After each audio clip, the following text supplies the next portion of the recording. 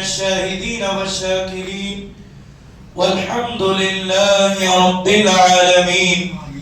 اللهم رب اشرح لي صدري ويسر لي أمري واحلل عقدة من لساني يفقهوا قولي.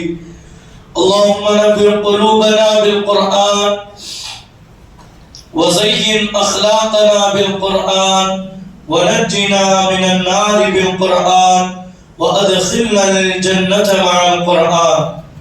معزز و محترم بزرگوں اور دوستوں، ہم عمر نوجوان ساتھیوں، السلام علیکم ورحمۃ اللہ وبرکاتہ. بحمد تعالی وبکرم مصطفیٰ صلی اللہ علیہ وآلہ وسلم ماہ شعبان المعظم کا یہ پہلا جمعہ کریم ہے جس کی میں اور آپ سعادت حاصل کر رہے ہیں. اللہ کریم اس کے برکتوں، رحمتوں، عنایتوں سے مجھے اور آپ کو مالا مال فرمائے. اور یہ وہ عظیم الشان اور بابرکت عظمتوں والا مہینہ ہے جس کے متعلق رسول گرامی وقار صلی اللہ علیہ وآلہ وسلم اس کے آغاز ہی سے یہ دعائیں کیا کرتے تھے. اللہم بارک لنا فی رجب و شعبان وبلغنا رمضان. کہ اللہ تبارک و تعالی اس ماہ مکرم کے اندر ہمیں برکتوں، رحمتوں سے مالا مال فرما اور عافیت کے ساتھ، خیر کے ساتھ، ایمان کے ساتھ ہمیں ماہ رمضان تک پہنچا دے. عزیزان محترم، ان قریب چند ہی دنوں کے بعد وہ انتظار کی گھڑیاں ختم ہونے والی ہیں کہ ہمارے اور آپ کے درمیان اسلام کا ایک مقدس، بابرکت، عظمتوں والا، مرتبوں والا، پوری اپنی رعنائیوں کو اپنے دامن میں سمیٹے ہوئے اللہ تبارک و تعالی کی طرف سے ہمارے درمیان آنے والا ہے. تو اللہ کریم کے حضور ہم یہ دعا کرتے رہیں کہ اللہ تبارک و تعالی اس تک ہمیں پہنچا دے اور ماہ رمضان کی برکتوں، رحمتوں اور عنایتوں سے مجھے اور آپ کو مالا مال فرمائے. اور ساتھ ہی ساتھ اسی مہینے کی 15ویں شب کو اللہ تبارک و تعالی نے اس قدر بابرکت اور عظمتوں والا قرار دیا کہ اللہ تبارک و تعالی اس مہینے کے اندر جو شب 15ویں شب جسے شب برات کہا جاتا ہے، اس میں اللہ تبارک و تعالی اس قدر اپنے بندوں پر نظر رحمت اور نظر شفقت فرماتا ہے کہ اللہ اپنے بندوں کی بے حساب مغفرت فرما دیتا ہے. اللہ کریم وہ رات بھی مجھے اور آپ کو نصیب فرمائے اور اس ماہ شعبان میں اور ماہ رمضان میں اللہ رب العزت مجھ پر، آپ پر، پوری نسل پر ایسا کرم فرمائے کہ یہ دونوں مہینے ہماری آپ کی نجات کا ذریعہ بن جائے اور یہی ہمارے اور آپ کی ایمان کا سبب بن جائے. اللہ کریم ہم تمام کی عبادتوں کو قبول فرمائے. رفیقان محترم، خطبہ مسنونہ میں نے سورہ نجم کی ابتدائی کچھ آیات کی تلاوت کی جس میں اللہ تبارک و تعالی ارشاد فرماتا ہے وَالنَّجْمِ إِذَا هَوَى، اس پیارے چمکتے تارے محمد کی قسم جب یہ معراج سے اترے صلی اللہ علیہ وآلہ وسلم. ما ضل صاحبکم وما غوى، تمہارے صاحب نہ بہکے نہ بے راہ چلے. اور فرمایا وما ينطق عن الهوى ان هو الا وحی یوحى، اور وہ کوئی بات اپنی خواہش سے نہیں کرتے، وہ تو نہیں مگر وہی جو انہیں وحی کی جاتی ہے.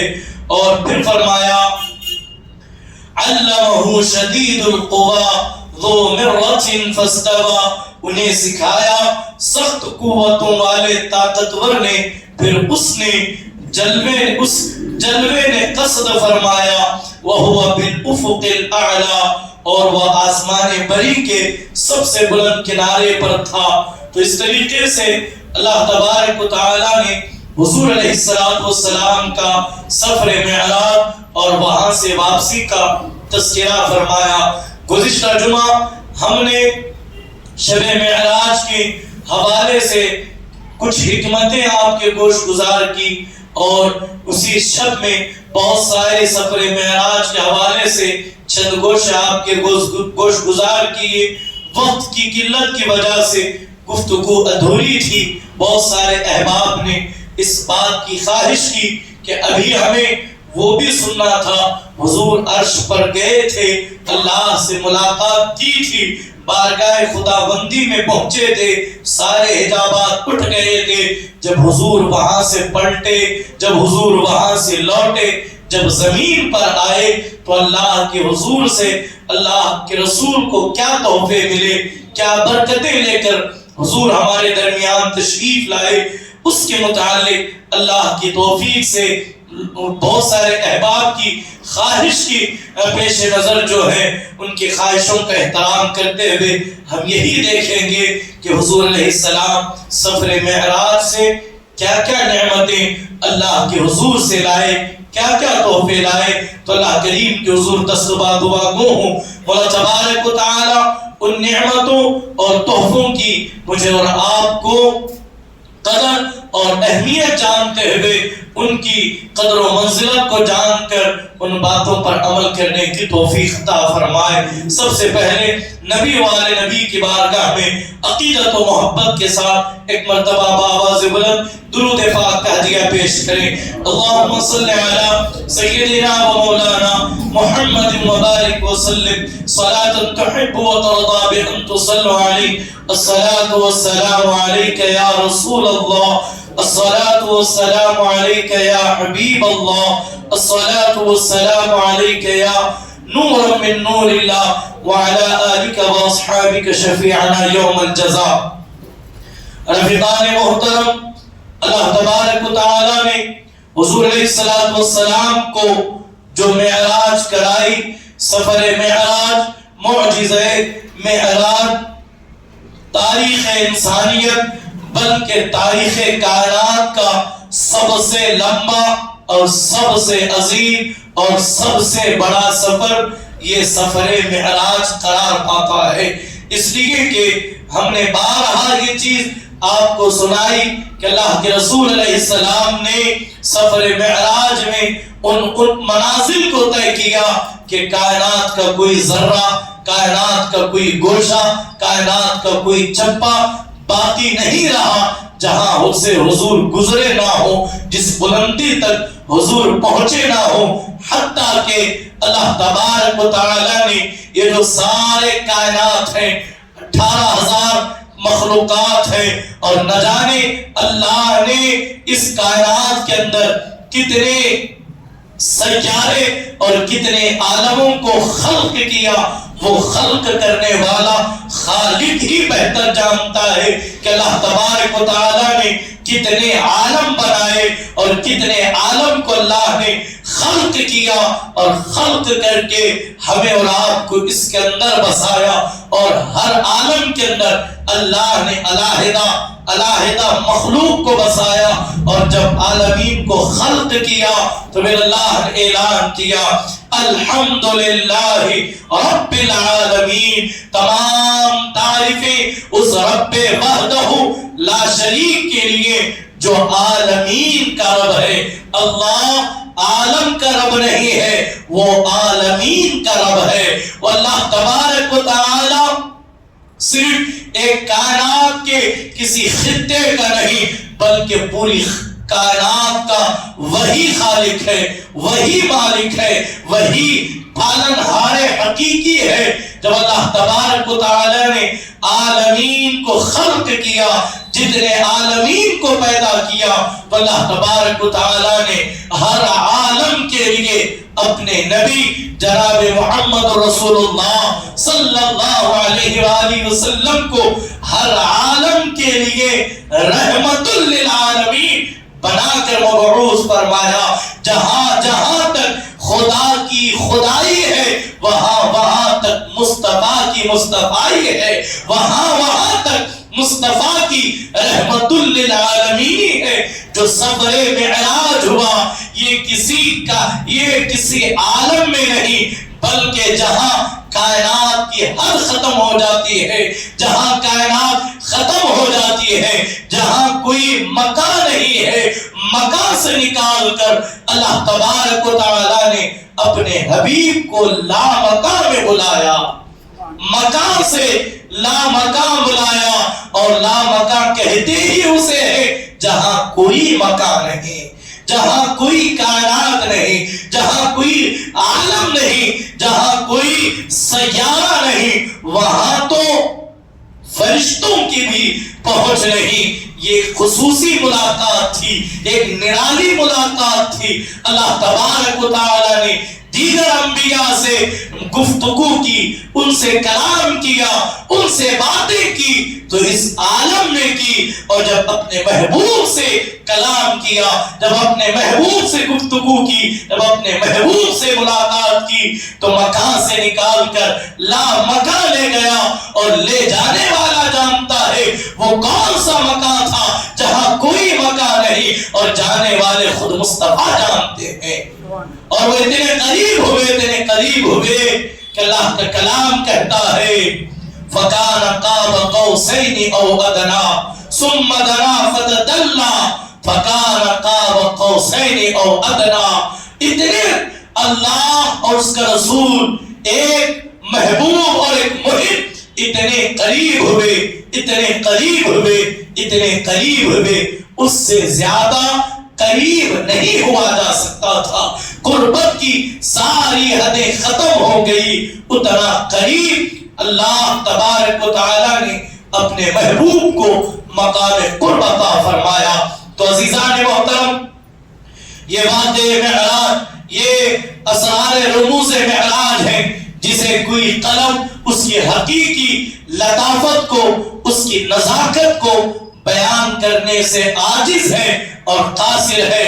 ذرا دیکھیں اللہ کے رسول علیہ السلام جب سفر معراج سے پلٹ رہے ہیں تو اللہ تبارک و تعالیٰ کے حضور ہمارے اور آپ کے پیارے نبی جناب محمد رسول اللہ صلی اللہ علیہ وآلہ وسلم جب پلٹنے لگے تو اللہ کے حضور مصطفیٰ کریم علیہ التحیت و تسلیم نے عرض کی، اے اللہ، جب کبھی مہمان کسی میزبان کے گھر سے، کسی میزبان کے مکان سے جب پلٹتا ہے تو میزبان اپنے مہمان کو کچھ ہدیے عطا کرتا ہے، کچھ تحفے دیتا ہے، کچھ یادگار چیزیں دے کر کے بھیجتا ہے تاکہ وہ سفر بھی یاد رہے، تاکہ وہ ملاقات بھی یاد رہے، وہ لمحے بھی محفوظ ہو سکے۔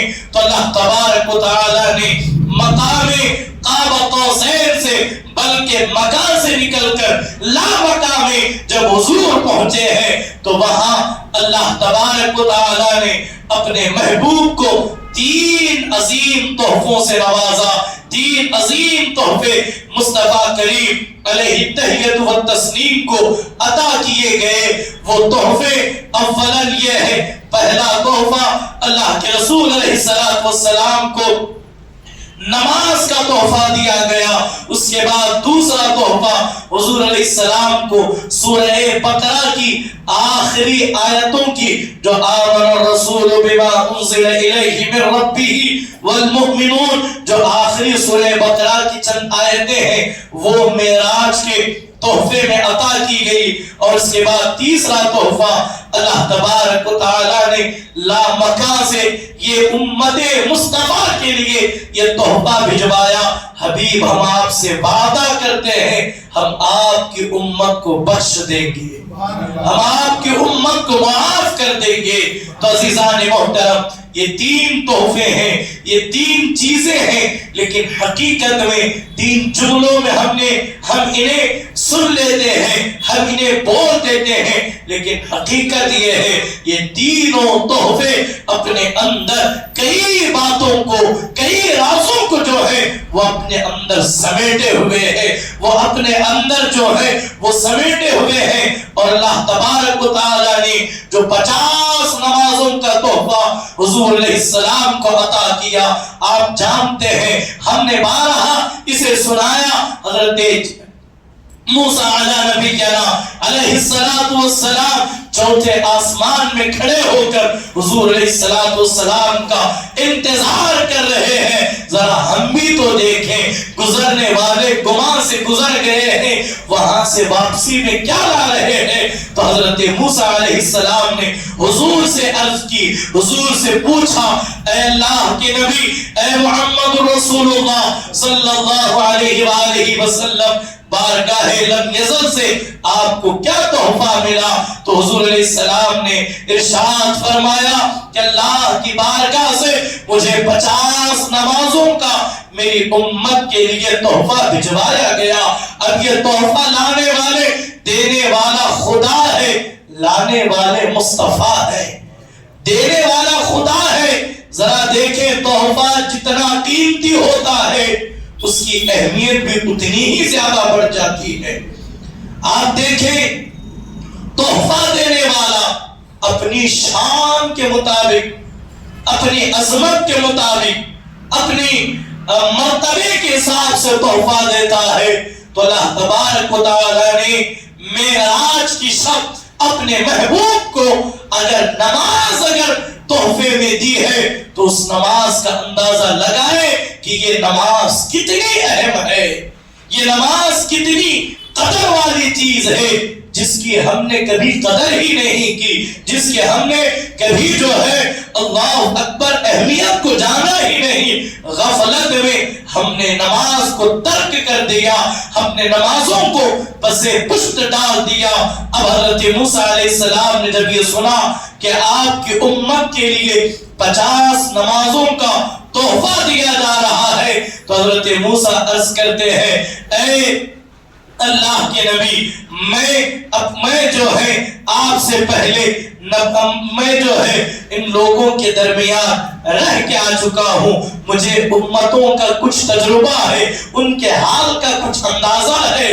ان کے حال کا، اس لیے کہ ہر فیلڈ کا آدمی اس لائن کے تعلق سے بہتر تجربہ رکھتا ہے۔ ہر آدمی اپنے فیلڈ کے حوالے سے، چونکہ حضرت موسیٰ علیہ السلام امت کے درمیان رہ کے گئے، ان کے احوال کو جانتے تھے، ان کی حالات کو جانتے تھے، ان کے مزاج کو جانتے تھے۔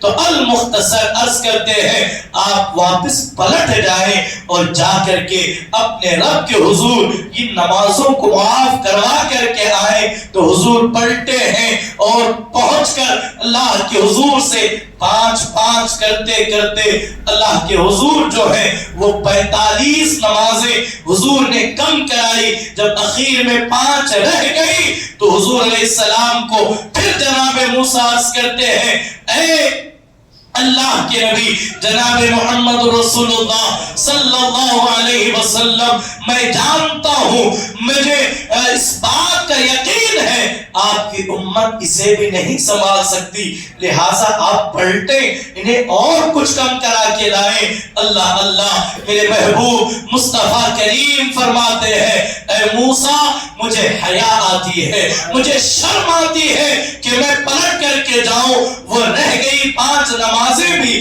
میں کم کرا کے لاؤں۔ اللہ اکبر۔ اب حضور پلٹ کر کے جب لوٹے ہیں تو اللہ تبارک و تعالیٰ کا اعلان ہوا، لا تبدیل لکلمات اللہ، اے محبوب، ہم نے آپ کی خواہش پر، آپ کی مرضی پر ہم نے 50 نمازوں کو 5 میں تبدیل کر دیا، لیکن محبوب اپنی امت کو یہ خدا کا پیغام سنا دیجئے، 50 نمازوں سے 45 نمازیں رہ گئے، 45 نمازیں معاف ہو چکی ہیں، 5 رہ گئی ہیں، تو نمازوں کا ثواب کم ہو گیا؟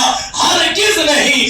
جو میرا بندہ دن میں 5 وقت کی نماز پابندی سے ادا کرے گا، میرا کلمہ، میری بات کبھی بدلتی نہیں ہے۔ نمازیں آپ کے کہنے پر ہم معاف کر رہے ہیں، لیکن بدلہ اس کا اجر، اس کی نیکیاں، اس کا ثواب 50 کے برابر ہی عطا کریں گے، اس کا اجر 50 کے برابر ہی عطا کریں گے۔ جو 5 ادا کرے گا اسے 50 وقت کی نماز کا ثواب عطا کیا جائے گا۔ عزیزان محترم، یہاں حضور علیہ السلام کی شان بھی آپ ملاحظہ کریں۔ خدا اپنی مرضی سے ایک مرتبہ جبرائیل کو بھیج کر اللہ کے حضور اپنی بارگاہ میں بھلا بھیجتا ہے۔ اب حضور چاہیں تو اپنی مرضی سے خود 9 مرتبہ چلے جاتے ہیں۔ کسرے دنا تک کس کی رسائی؟ آتے یہ ہیں، جاتے یہ ہیں، آتے یہ ہیں، جاتے یہ ہیں۔ عزیزان محترم، سورہ والنجم کو آپ پڑھیے۔ آج ایک طبقہ ہے جو یہ کہتا ہے، دیکھیے آپ دیگر مکاتب فکر کے جو ترجمہ قرآن ہے آپ انہیں اٹھا کر کے دیکھیں۔ سورہ والضحیٰ کے اندر ایک آیہ کریمہ ہے جس کے اندر اللہ تبارک و تعالیٰ نے ارشاد فرمایا وَوَجَدَكَ عَائِلًا فَأَغْنَى وَوَجَدَكَ ضَالًّا فَهَدَى۔ آپ اس آیہ کریمہ کا ہر طبقے نے اپنے اپنے انداز میں ترجمہ کیا، اور بہت لوگوں نے، بہت سارے مکاتب فکر کے لوگوں نے ترجمہ کر کے وہ، بلکہ یوں کہیے ترجمہ کر کے قرآن پڑھ کر کے گمراہ ہوئے اس آیہ کریمہ کے مصداق کہ اللہ کہتا ہے یضل به کثیرا ویہدی به کثیرا۔ اللہ اکبر، ذرا دیکھیں اللہ کا کلام کہتا ہے کہ قرآن پڑھ کر کے بہت وہ ہیں جو گمراہ ہو گئے، بہت وہ ہیں جو ہدایت پا گئے، بہت وہ ہیں جو گمراہ ہو گئے، بہت وہ ہیں جو کامیاب ہو گئے۔ اب اس آیہ کریمہ کو دیکھیں، اللہ نے سورہ نجم ارشاد فرمایا ما ضل صاحبکم وما غوی، یہ اللہ تبارک و تعالیٰ کا کلام ہے۔ ووجدک ضالا فہدی، اس آیہ کریمہ کا ترجمہ کرتے ہوئے ایک طبقہ ہے جو حضور علیہ السلام کی شان میں ترجمہ قرآن کرتے ہوئے اس انداز میں بے ادبی اور گستاخی کرتا ہے، وہ یہ ترجمہ اس آیہ کریمہ کا کرتے ہیں اے محبوب، اے محمد صلی اللہ علیہ وسلم، ہم نے، ذرا توجہ کیجئے، بات بڑی نازک میں کرنے چلا ہوں، ترجمہ کرنے والوں نے یہ ترجمہ کیا اے محمد، ہم نے آپ کو بہکا ہوا پایا تو ہم نے آپ کو سیدھی راہ دے دی۔ اللہ اکبر، اللہ اکبر، ذرا دیکھیں یہ ترجمہ قرآن کرتے ہوئے کس طرح گمراہ ہو رہے ہیں، لیکن اپنے عقیدے پر ناز کریں۔ جب امام اہل سنت نے جب قرآن مجید کا ترجمہ کیا اور اٹھائے کر ترجمہ کنز الایمان کو، اسی آیہ کریمہ کا جب میرے امام نے ترجمہ کیا تو آپ نے اس انداز میں کیا اے حبیب، ہم نے آپ کو اپنی محبت میں خود رفتہ پایا، اپنی محبت میں خود رفتہ پایا تو اپنی بارگاہ میں آپ کو قرب عطا کر دیا۔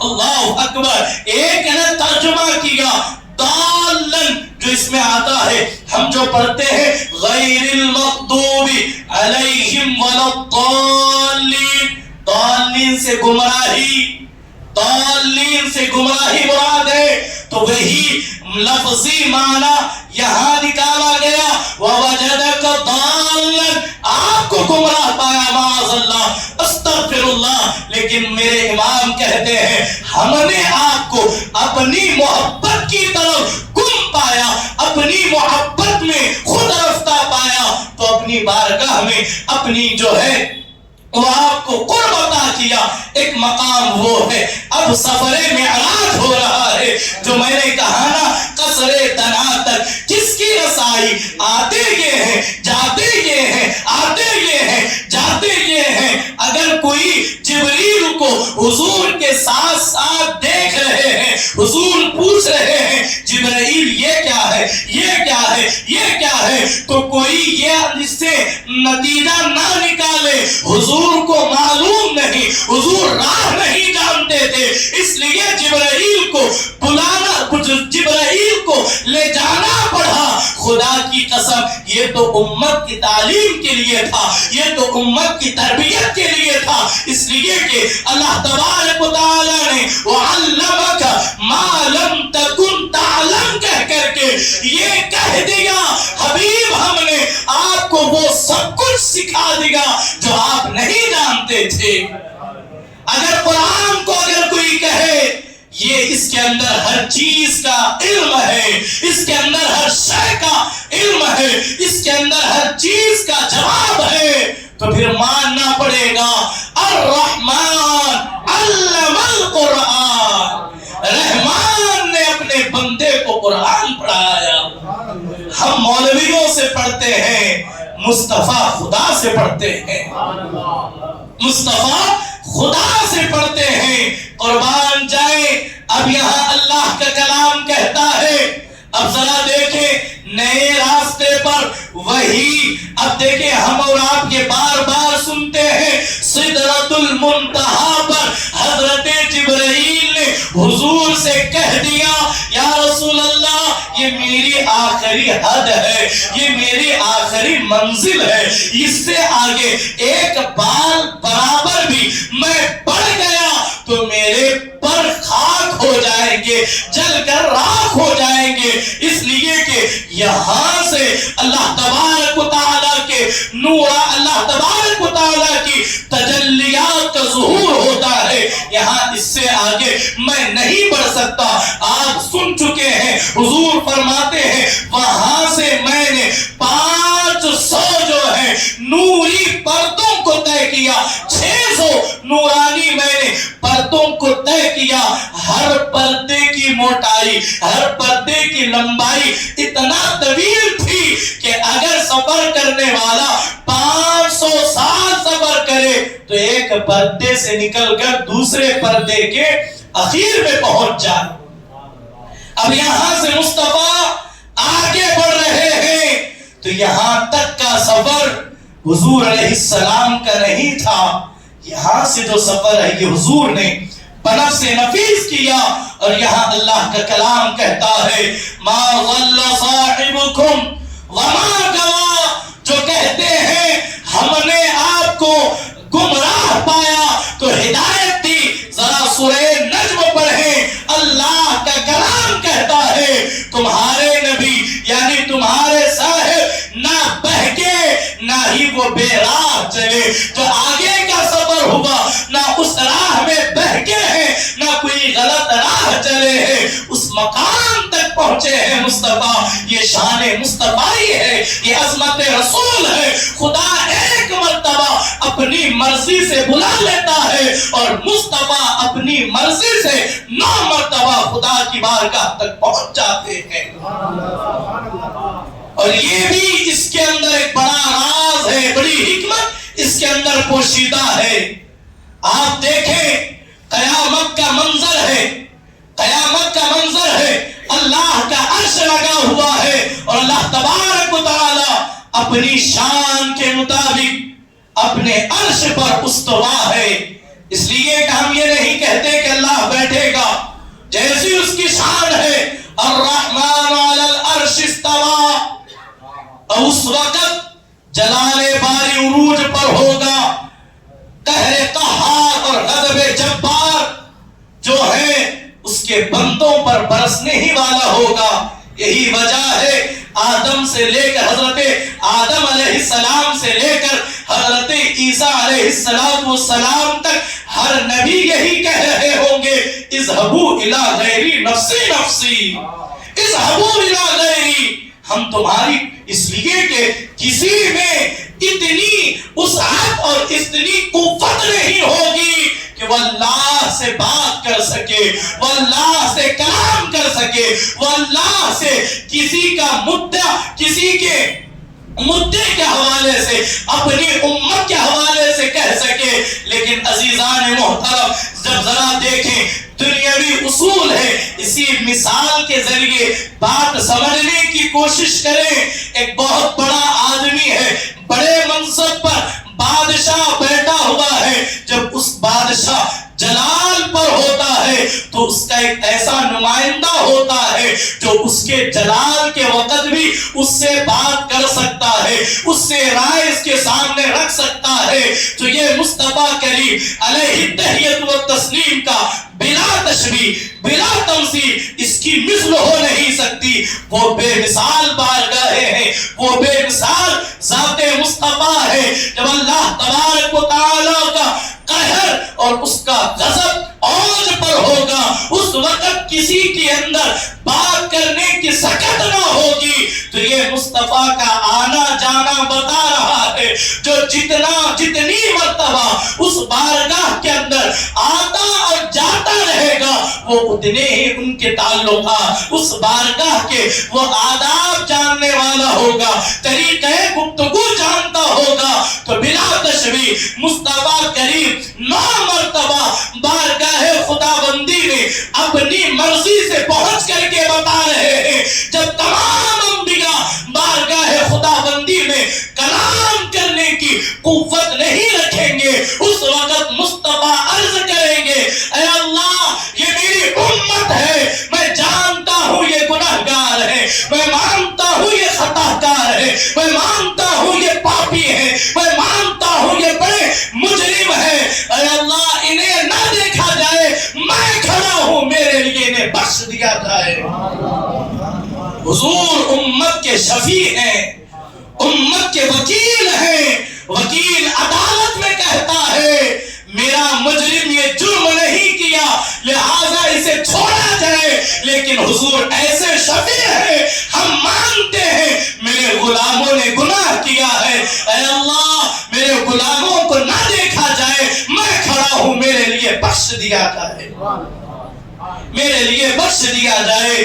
تو عزیزان محترم، یہ اللہ کا کلام ہماری رہبری و رہنمائی کر رہا ہے۔ تو نماز پنجگانہ یہ تحفہ معراج ہے۔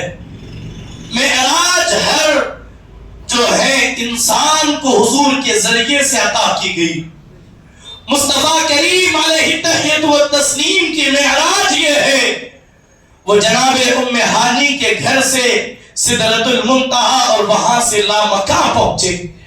اور ایک مومن کی معراج یہ ہے کہ وہ خدا کی بارگاہ میں ماتھا ٹیکتے اور فرمایا الصلاۃ معراج المؤمنین، نماز مومنین کی معراج ہے، نماز مومنین کی معراج ہے۔ ہم نے اسے کبھی محسوس نہیں کیا۔ حضرت سیدنا مولا کائنات امام علی علیہ السلام سے کسی نے پوچھا، اے علی آپ اتنی نمازیں پڑھتے ہیں، اتنے سجدے کرتے ہیں، اتنے رکوع کرتے ہیں، اور رکوع کی شان حضرت مولا کائنات کی یہ ہے کہ حضرت سیدنا مولا کائنات حالت نماز میں بھی صدقہ کیا کرتے ہیں، یہ حالت نماز میں بھی صدقہ کیا کرتے ہیں۔ جب صدقے کی آیتیں نازل ہوئی تو مولا کائنات کی سے ایک سائل نے سوال کیا، تو حضرت مولا کائنات نماز میں تھے، آپ نے اپنی انگوٹھی حالت نماز میں صدقہ کر دی۔ تو اللہ تبارک و تعالی نے خوبی بیان کی وہ لوگ جو نمازوں میں صدقہ کیا کرتے ہیں۔ بات طویل ہے۔ حضرت مولا کائنات سے پوچھا گیا، اے علی کیا آپ نے خدا کو دیکھا ہے؟ تو مولا کائنات نے کہا میں اس خدا کی عبادت نہیں کرتا جس خدا کو میں نے دیکھا نہیں۔ تو حضرت سیدنا مولا کائنات فرماتے ہیں جب میں نماز کے لیے کھڑا ہوتا ہوں اس وقت تک میں قیام سے رکوع میں نہیں آتا۔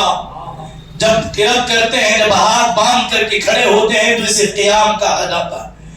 جب تک میں اپنے خدا کا نظارہ نہ کر لوں، اب ایسا جلوہ کوئی نہیں دیکھ سکتا جیسا جلوہ مصطفیٰ نے دیکھا ہے. لیکن حضرت مولا کائنات تصورات کی دنیا پر اللہ تبارک و تعالیٰ کا ایک نظام ہے. جب بندہ نماز میں کھڑا ہوتا ہے تو اللہ سارے حجابات کو، سارے پردوں کو اٹھا دیتا ہے تاکہ اس کا بندہ اس کے راز و نیاز سے، اس لیے کہ کہا گیا بہترین دین یہ ہے جب نماز پڑھے تو ایسے نماز پڑھے گویا تو خدا کو دیکھ رہا ہے. آپ نے سنا اس حدیث کو، اگر یہ نہیں کر سکتے تو یہ گمان کرو کہ خدا تو تمہیں دیکھ رہا ہے. وہ تو ہمیں دیکھ ہی رہا ہے. ہر ایک کی نماز ان عظیم لوگوں کی نماز جیسی ہماری اور آپ کی نماز ہو ہی نہیں سکتی. وہ جو حضور نے فرمایا نماز ایسے پڑھو جیسے تم خدا کو دیکھ رہے ہو. حضرت علی کہتے ہیں میں اس وقت تک رکوع نہیں کرتا جب تک قیام میں اپنے خدا کو نہ دیکھ لو، اور جب رکوع میں سر جھکاتا ہوں اس وقت تک نہیں سر اٹھاتا جب تک خدا کے جلووں کا نظارہ نہ کر لوں. اسی طریقے سے حضرت مولا کائنات کہتے ہیں میں نماز کے ہر رکن میں اپنے رب کے جلووں کا نظارہ کرتا ہوں. یہی وجہ ہے آپ خود کہتے ہیں جب میرا دل چاہتا ہے میں اپنے رب سے کلام کروں، اپنے رب سے باتیں کروں، اپنے رب سے گفتگو کروں تو میں نیت باندھ کر نماز شروع کر دیتا ہوں. نماز پڑھنا گویا کہ خدا سے باتیں کرنا، خدا سے کلام کرنا، خدا سے گفتگو کرنا.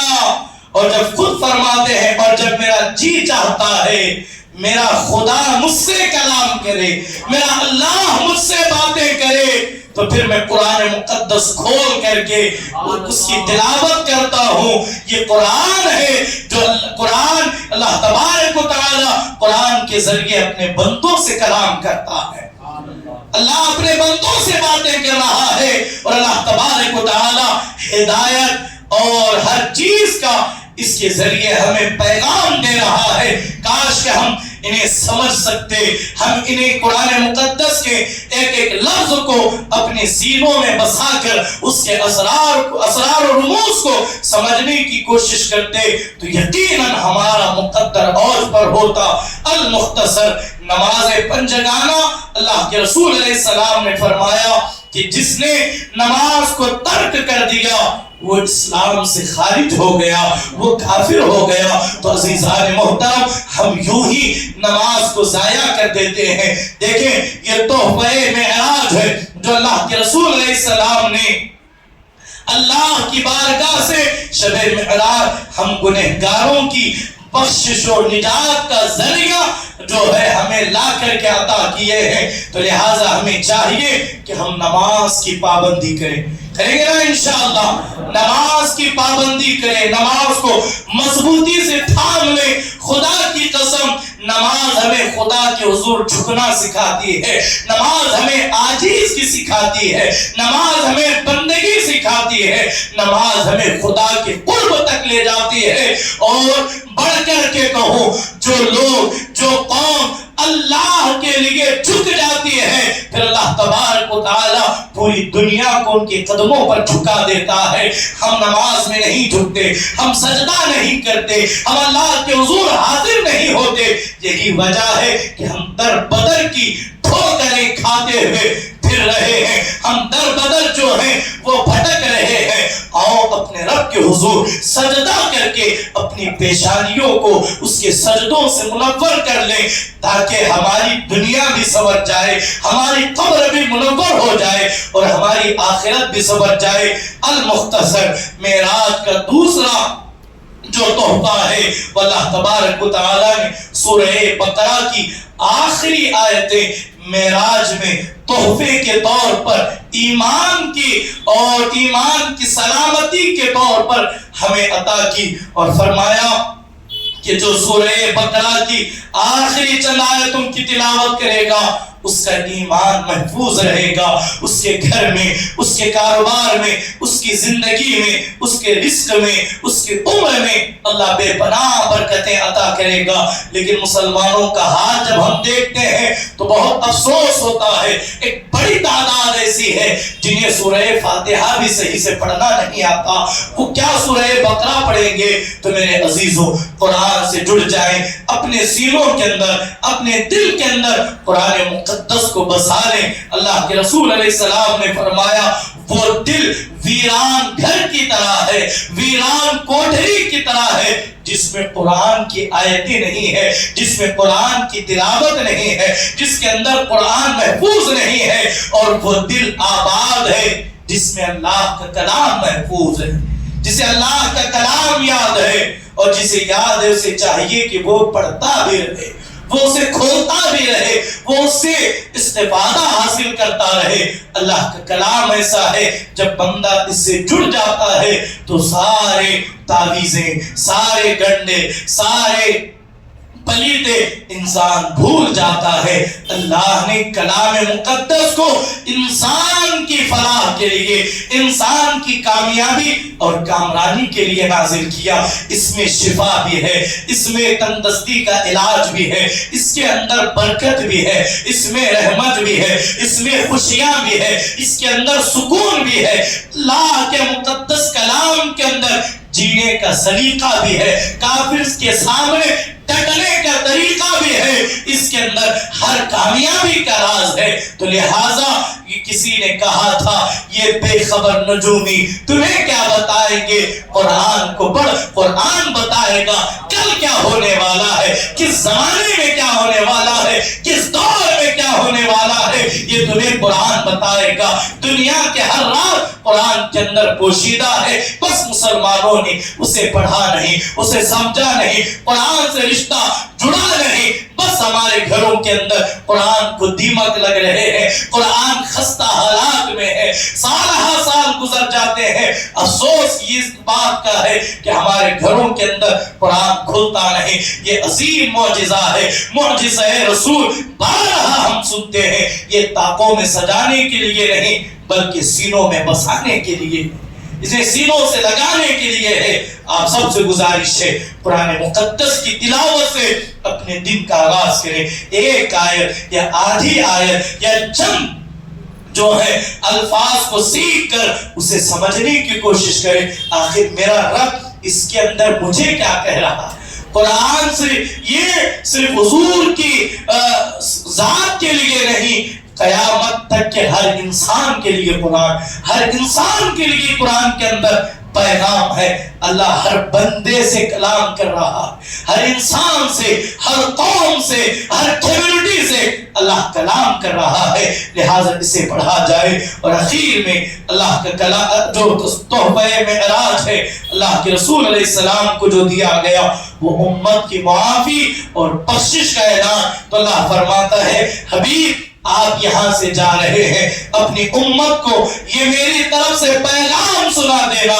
حق تعالی نے کہا زندگی بھر میں ان کا ہوں، زندگی بھر میں ان کے ساتھ ہوں، ان کے مرنے کے بعد ان کی قبروں میں بھی ان کے ساتھ ہوں، ان کے مرنے کے وقت بھی ان کے ساتھ ہوں، ان کی قبروں میں بھی ان کے ساتھ ہوں، اور حشر میں بھی میں ان کے ساتھ ہوں۔ اور یہ تحفہ دیا گیا، لا تحزن ان اللہ معنا، غم نہ کرنا۔ اپنے امت سے کہہ دے، اپنے غلاموں سے کہہ دے، مسلمانوں سے کہہ دے غم نہ کرنا، فکر نہ کرنا۔ اگر مصیبتوں کے پہاڑ آ رہے ہیں، تکلیفوں کے پہاڑ تم پر توڑے جا رہے ہیں، بیماریوں کے پہاڑ تم پر توڑے جا رہے ہیں، ہر طرف سے آزمائش ہے، ہر طرف سے مصیبت ہے، ہر طرف سے تکالیف ہے، غم نہ کرنا، فکر نہ کرنا، اس لیے کہ تمہارا رب تمہارے ساتھ ہے، ہمارا رب ہمارے ساتھ ہے۔ اس کی ذات پر توکل کریں، بڑے سے بڑا طوفان تھم جائے گا،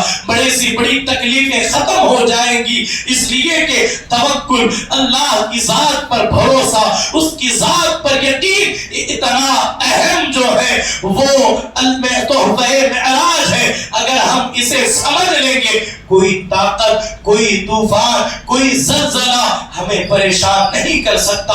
اللہ کریم کے حضور دعا گو ہو، اللہ تبارک و تعالی ہم تمام کو